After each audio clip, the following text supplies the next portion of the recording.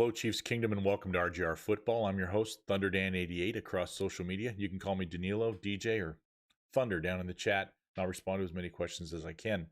I'm going to bring you today a first look at a UDFA. We're going to do a lot of these segments this preseason. If you want to get a lot of content from us, go ahead and hit that subscribe bar or the notification bell, and we'll give you all the videos you can handle. Today, we're going to talk about UDFA quarterback number 7, Shane Buechele from SMU. Why would Kansas City pick up a quarterback, you ask? Well, first of all, they really wanted him because he was in high demand, and it cost them around $160,000 to net the kid. The reason they want him, they're looking for their future Chase Daniel. They want that guy that's a solid backup like they had for Alex Smith, that's young enough to be around as long as Patrick's here, or, perhaps becomes a very valuable trade subject for 4 years down the road. Maybe he shows in camp and preseasons and scrub games where he can just really excel on the field and needs to get a chance to start somewhere. He could be worth a second-round pick, a la what the Patriots have done with a number of their quarterbacks over the years. We'd hope for that at the very least, that he'd be a really good backup. Now, I had compared him earlier to Chase Daniel, rather. When I look at his stats from college, he looks like Drew Brees, only a little bit better. Now, relax in the chat. I'm not saying he's better than Drew Brees. I'm not even saying he is Drew Brees. I'm saying his numbers in college pan out very well when you look at them in context next to Drew Brees' his last 2 years at Purdue. The first couple of years in college, he was at Texas. Shane Buechele was beat out there by Sam Ehlinger largely because of probably size had something to do with, because Sam's a larger, more prototypical size quarterback. But Shane had some injuries, and it just wasn't working out there. So they parted ways. Shane moved on and kickstarted his career at SMU. And boy, did he ever.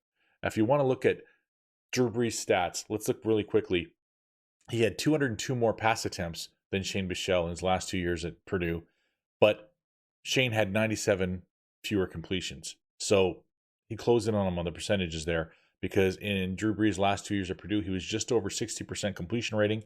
In Shane Buechele's first year at SMU, he completed over 62% of his passes, and his last year he completed nearly 66% of his passes. So he was on a really good clip there.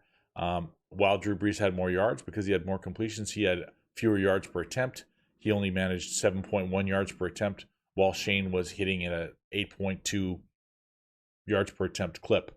And touchdown-wise, despite having 97 fewer completions in his only 2 years at SMU, Shane had 6 more touchdowns with a total of 57 touchdowns to Drew Brees' 51 in his last 2 years at Purdue. And while doing that, Shane threw 16 interceptions to Drew Brees' 24. 24 interceptions in the last 2 years at Purdue. That's not great. That's better than his previous year to that, but 12 interceptions a year. And that's not an average. That's what he did, 12 each year for his last 2 years at Purdue. But they were slinging it. It was like today football, okay? He had a lot more attempts than Shane. He wasn't as protective of the ball. He wasn't as careful. And he wasn't, touchdown-wise, he wasn't as effective. That's college. We'll see what happens in the pros. We already know Drew Brees, Gold Jacket, Hall of Famer. And just to add a little bit extra to that for those Drew Brees lovers out there, a stat I found out that they didn't realize, in his final year at Purdue, he had 95 rush attempts for 550-plus yards, 5.5 yards carry average, and 5 touchdowns. And he also caught a touchdown out of the backfield. So Drew was quite the phenomenal player. We're not going to put that rarefied air on Shane yet, or that pressure. And that brings me to the last thing that's great about Shane.